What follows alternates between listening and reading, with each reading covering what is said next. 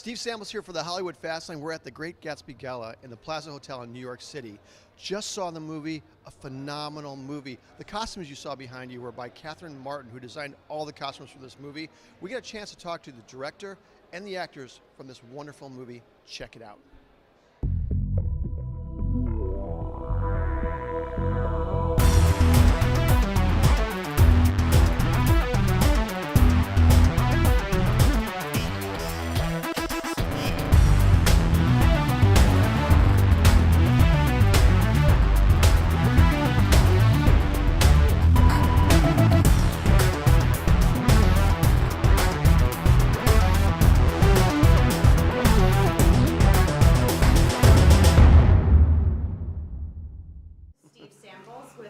TV. Steve, Yes. you have speed. Thank you.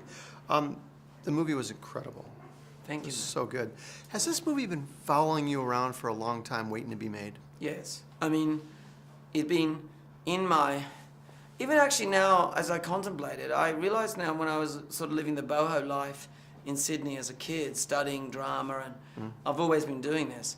I'm now recalling that I actually read very obsessively about Fitzgerald and Zelda.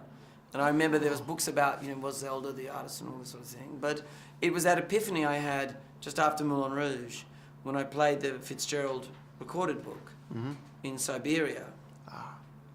When I went, I don't remember any of this. I don't remember, that this book was us. I don't remember that it was so modern. I don't remember, I'm 40. So you read that book when you're 40 differently than you do when you're 17. Absolutely. Yeah. And I went, wow, there's a film to be made of this book that hasn't been quite made in this way. And then that was a 10-year journey. I had to get the rights and convince the studio to give us the money and all of that. But yes, there comes a point in my life with projects where it's not so much I decide to do them, it's that I can't get away from them. They just jump on you and grab a hold, right? Yeah, they've got you. There's something that you did with this that was very interesting to me. There's a musical cadence to the beginning of the movie as our actors are delivering and beginning, and it seems like it then leaves and surrounds the film with this very current Jay-Z music. That was a very brave choice, it seems to me. Was it a brave choice? Do you? Obvious? Either brave or idiotic, but it came from Fitzgerald, in my mind. It came from Fitzgerald because I realized that Fitzgerald put African-American street music in his movie. That was called jazz. People were like, why are you putting this fad that won't last in your books? Like, he put it, not in his movie, in his books. Right. He put popular songs in his books. I was like, well, no matter how much you like trad jazz, and I grew up around a lot of trad jazz, no matter how much you enjoy it, it's going to seem nostalgic. And Fitzgerald, if he was anything, he was not nostalgic. He didn't do things in a kind of... He was cutting edge then. He was in the moment. And I thought, I gotta have the music in the moment. So if he lived in the jazz age, which he coined that phrase, we live in the hip hop age. And with that in mind, I went, we've gotta be able to blend traditional jazz and hip hop and popular song and score into Jay-Z. Right. Chairman of the board. And it was extraordinary how it worked out. Beautiful movie. He great collaborator, serial collaborator, great guy to work with. James Samuel, his pal we work with, and we were a great team. Amazing. Thank you so much, Bess. It's so Beautiful, nice to man. talk to you. Gatsby. He had a grand vision for his life since he was a boy. I'm gonna fix things just the way they were before. Just you and me. No amount of fire could challenge the fairy tale he had stored up in his heart. Will you still love me when I'm no longer young and beautiful? Was all this made entirely from your own imagination? When I got nothing, But I had the uneasy feeling that he was guarding secrets. you will. I wish I'd done everything on earth with you.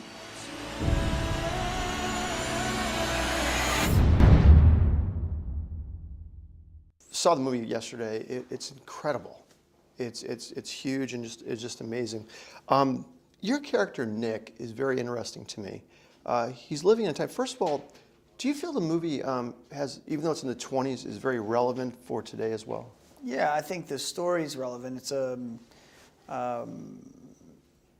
for me, there's a lot of ideas in the film, and I think for me is sort of my way in as Nick, is a guy who's searching for his way basically in life, and in a sense he's pursuing a dream. I don't know that it's his dream initially that he's pursuing, which is, he's going east to strike it rich on Wall Street in the bond business. He's a poetic soul, an observer, a writer, so I'm not sure that suits him, but that's where he heads. And then he ends up getting distracted because he has this neighbor, Jay Gatsby, who lives next door, and gets caught up in a different kind of social set than he's used to running around with generally. And, our story, we use this framing device, which happens a little bit later, and Nick's looking back on that summer and those experiences and how that's affected him and who Gatsby is personally to him in relationship, and then as an idea kind of inspires him to move on into his future, to go pursue something that's a little more right or suited. It's interesting you say that, how he perceives Gatsby, because he perceives Gatsby as very honorable, the most honest person he knows. But in reality, in the movie, isn't Nick the most honest and loyal person in the movie? I think that Nick is a very kind of decent, kind of Midwest kind of? Yeah, a kind of typical decent Midwesterner, and I think that's right. But I think what he sees Gatsby reaching for, what he wants to get back to, is something that he finds admirable, and his hope, his he calls it his incorruptible dream, is something that ultimately inspires Nick. And lastly, was there a certain musical cadence to the words in this movie? It just seems like in the actual book itself, The Great Gatsby, if you read it, it almost sings, doesn't it? Yeah, it really does. The language is so lush and beautiful, and it was a lot of fun to get to say a lot of those words. And we experimented a lot with, some of the sections that I read as voiceover, and some of the lines are, direct verbatim from the book, and some were paraphrasing or, changing a little bit, and there was a lot of exploration with that. Incredible. Great movie. Tobey, thank you so much. Thank you.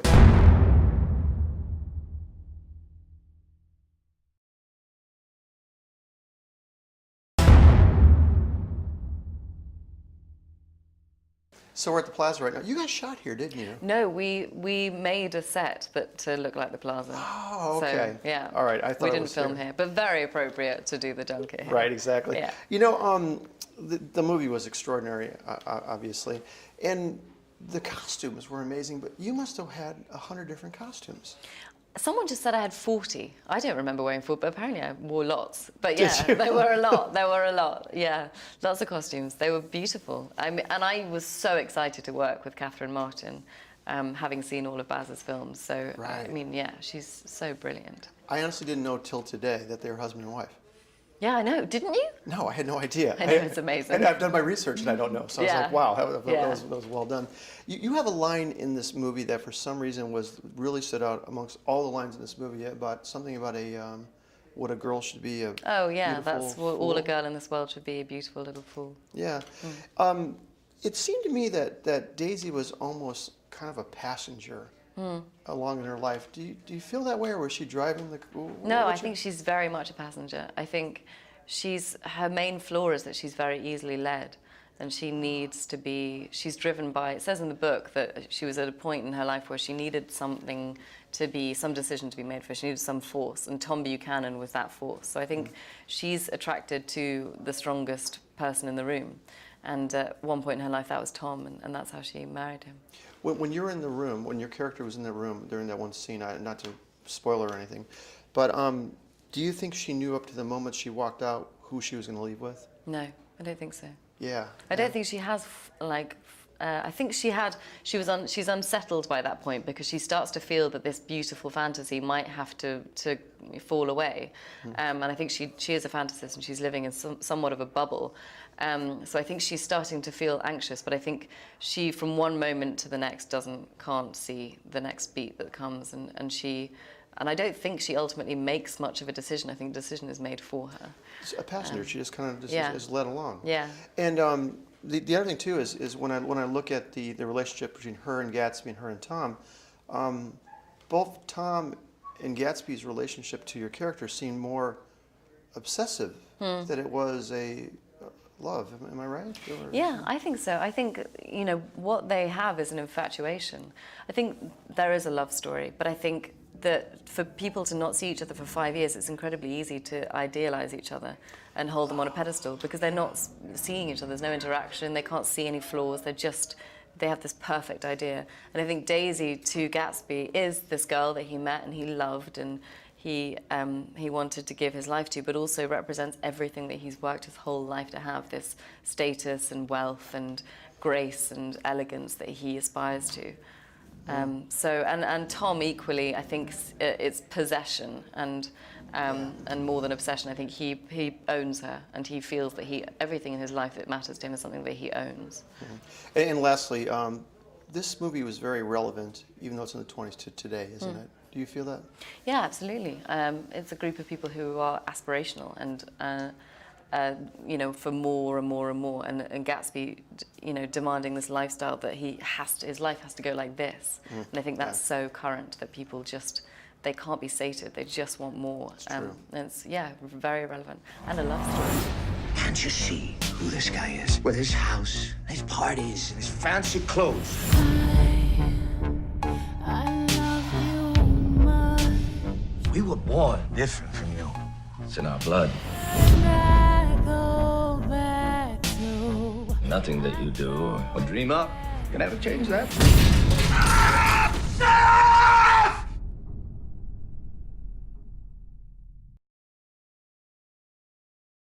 By the way, Warrior, one of my favorite movies ever made. Oh, wow, thank you. Okay, I'm working with Gavin O'Connor again right now. Orlando Punch TV. Amazing. VSB. Guys, saw the movie last night. Unbelievable. Thank you. Now, before you did the movie, did you both read the book? Yeah. Yeah. No, have you? No, we kind of had to. But did you read a long time ago or just before the movie? I'd read it once when I was in my, around 22 years when old. you ignored it. Yeah, and I kind of thought, this is a bunch of idiots doing bad things to each other. Yeah. And then my opinion of it changed when I read it again before I met Baz. I think I saw that life had a bit more grey areas than I did when I was in my 20s. There you go. There you go. This movie is very interesting because it's set in the 20s, but it's to me, it's very relevant today. Do you feel that? Yes, Yeah. very much so. Yeah.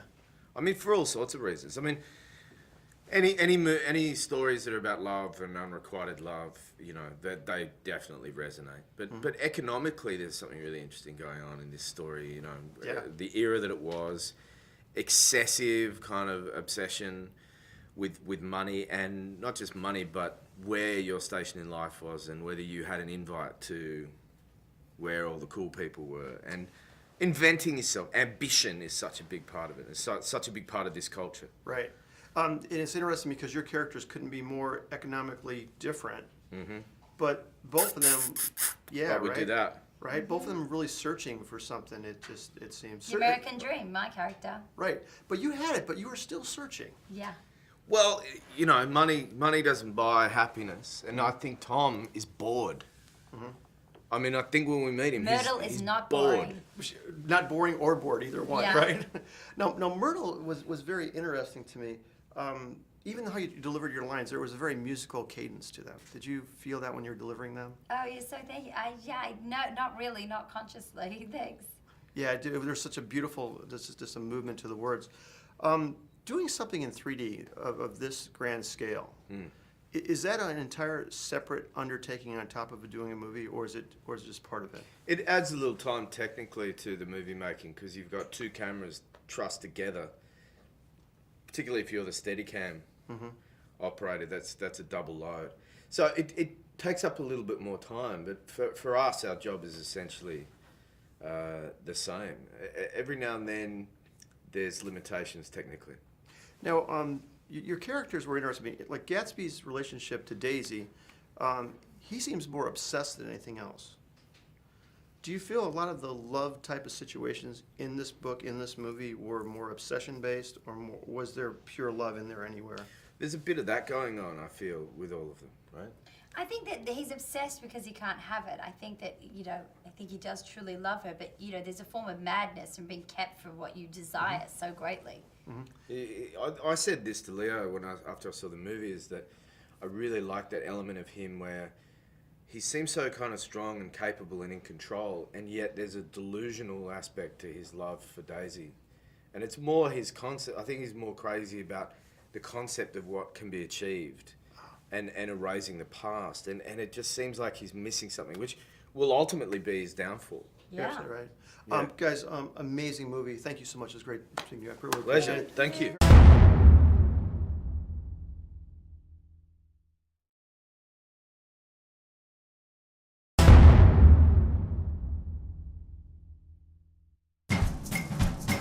Hey. Ah! Did you tell me I was in your class in 2006? Jason Sherwood? Yeah. What are you doing here? I thought you lived in New York. Who uses pepper spray in Kingston? Beautiful day in the city. It is, isn't it? Nice day to walk. Hollywood Fastlane. Yes. Good. So you guys are you're opening a Tribeca tonight. Yeah. Is that when you finally exhale, or have you done that already? Yeah, you exhale, I think, when you finish the film, Yeah. oddly. We wrap. It's so odd when you come back so much later to talk about a movie and you kind of like, well, I did that last year. Yeah, didn't it's I? like another job almost. It When did feels you guys like finish that. filming? Like a year and a half ago. Yeah, almost. yeah. Yeah, because That we always were is in amazing. fall of last year, of Year before 2011. last. Yeah. Fall of So 2011. this is so long ago, but when you guys first got the scripts on this movie, did you immediately feel how unique this movie is? I loved it. I thought it was adorable and really, really funny, and I felt incredibly relatable. I mean, I feel like I could have been an English teacher. That was an avid interest in Just of fit mine. with you, right? I Yeah. love books. I love school. I think if I hadn't become an actor, I could have somebody I could have been. Could you have been a writer? I think so. I don't know if I have the discipline. I would like to. I love writing. And the but- intensity, I guess, too. Yeah, like I don't know if I want to. I don't know if I could do that. I think I would try and then see where it would go. Right. But I think, and I've always thought that, like always acting, I was always like, I'll definitely write, try directing, producing. But now it's like. That's cool. You found your niche. You're pretty cool right now. Yeah. You know what? I'm seeing a real trend lately of really good storytelling. More than I've seen in a long time. Are you guys experiencing that as well? As scripts come to you, and as you're seeing it, it seems like the story is becoming more of the important thing now. Gosh, I hope so. I Yeah. really hope so. I know that's certainly what I'm drawn to. It's hard. I mean, because obviously in Hollywood they're in the business of making movies. Movies Sure. that'll travel And and making sometimes money. making money, and sometimes story doesn't travel as well, because they want something to be global. But I think there's always a desire for that among audiences. The other thing too I think I'm experiencing is that independent movies are the line of demarcation between the end result of a studio movie and an independent. Is it becoming thinner? Is the quality as similar now today? I think independent movies have changed a lot, interestingly enough. I think even from like 10 years ago, independent movies have kind of changed. There's almost a line now. There's independent movies which need people to get financed. It's not like you can just go make a movie now. Sure. You could maybe do that with the really low budget movies, which seems to be like the new genre of movies that are getting made for like less than $1 million. Yeah. That you can. Amazing. Seems like it's replacing what independent movies were 15 But years ago. interestingly enough, and you know, that's where we started. I mean, I made Right. an independent movie. When we made Safe, it was for under $1 million, and the expectation with a movie like that was that you're going to make it for as little as possible. You didn't have to put stars in it, Right. and that you would make your money back. But then what happened in the '90s was the Full Monty, which Right. they made for nothing and made, I think, $35 million. Right, And so really well, the yeah. paradigm changed. Right. And then people said, well, we can make anything for a Right. little bit of money and make a lot of money. So then that changed independent film. But now we're back again to digital films and making it for nothing. And You guys did this amazing, beautiful movie, and I'm trying to decide what it is. You know, is it a romance? Is it a comedy? There was music in it. Nathan Lane, you know, sung in it. How would you describe it to somebody? How can we tell our viewers what this thing is about? I mean, I read it, and one of the things I loved about it, and I don't know if this is good or bad, but it reminded me of a movie that you would see in the 90s that would get like a really wide release that you could go see with your entire family, but it's not a kid's movie, and it's not an entirely like erotica, you know, adult movie that you, even though, and it's a dark comedy, like there are dark elements in it, but it's handled very lightly and with a very light touch, and it's funny, and it's, you know, there are dramatic moments, and it just seems like a very kind of family friendly. That's a terrible phrase, but it does seem. No, I like that. It's something that I wouldn't hesitate to watch with my grandmother or like one of my guy friends. You know what I mean? It's just. You're right. You could. It's a very all-encompassing, just good story with, you know, a bunch of, you know, a little bit of everything. I think, except like an explosion. There you go. Nothing blew up other than that. Yeah. Well, once again, a beautiful movie. I really enjoyed it, and I think everyone else will as well. Thank you so much, guys. I appreciate it.